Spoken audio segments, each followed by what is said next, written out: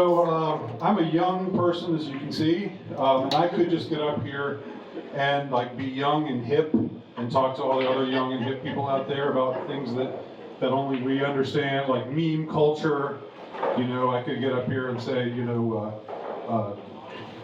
what can I say?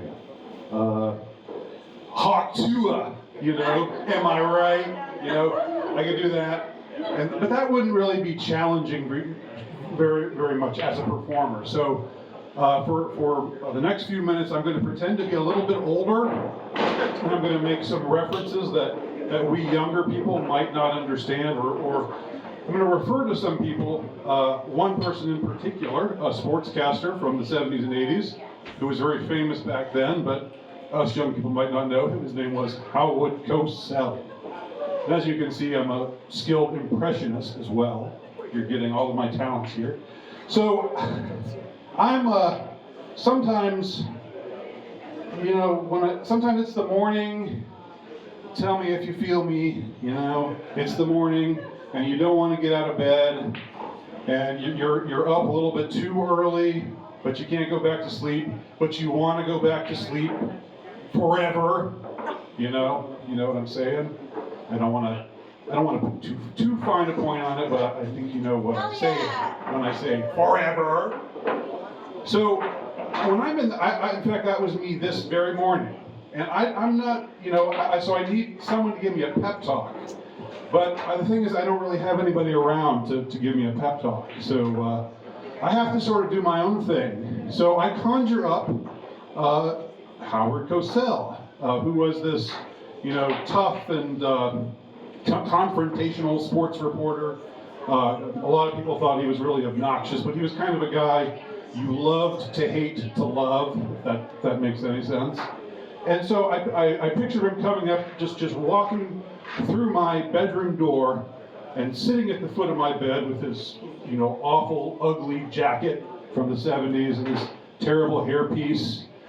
And I picture him saying, "Mr. Nowhere, do you know, are you aware at this point in time that, in fact, all of the people that you think of as your friends, in fact, they find your failures just very amusing, and so they pretend to like you and admire you when you're around, but when you're gone, they all laugh at you.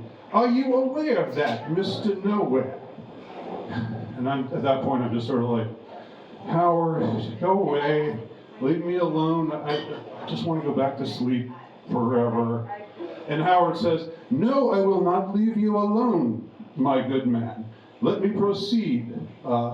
Do you know that of the very few women that you have been intimate with in your life, all of them, or should I say both of them, because you know and I know that there were only two, both of them say that you were mediocre at best, if not poor in the sack.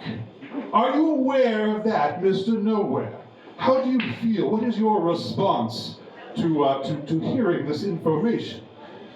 And at this point, I sort of like, I know what you're trying to do, Howard. I get it. I get that you're trying to rile me up here. It's not going to work. I know they didn't say that about me. I know I'm terrific in the sack, so you're not going to fool me with that one. And he says, but he just keeps going. He's relentless. That was Howard Cosell. And he talked like the way I'm imitating him talking, even though most of you have no idea who he is. And then he really hits me with the left hook, like Muhammad Ali threw back in the day, who Howard Cosell would interview sometimes.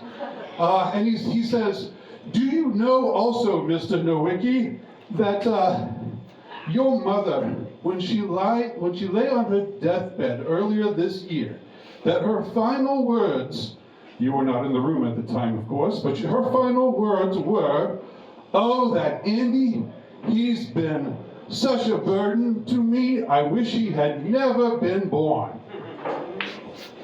At this point, I say, "Okay, Howard, I've had it with you," and I reach under the bed. That's where I keep my gun, because I live in the crappy part of town because I can't afford to live anywhere else. See, failure. I pointed at him, and he says, "Oh, my good sir, please do not shoot the messenger.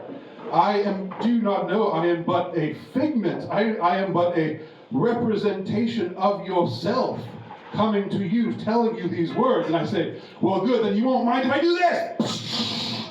And I shoot him right between the eyes. And he stumbles back, and he puts his finger to his forehead, looks at the blood, and says, "Oh dear," and collapses in a heap. And then I feel ready to start my day and get on my grind, just like we young people say. Thank you very much. Andy Nowhere! Andy Nowhere, good night. Give it up for Andy Nowhere!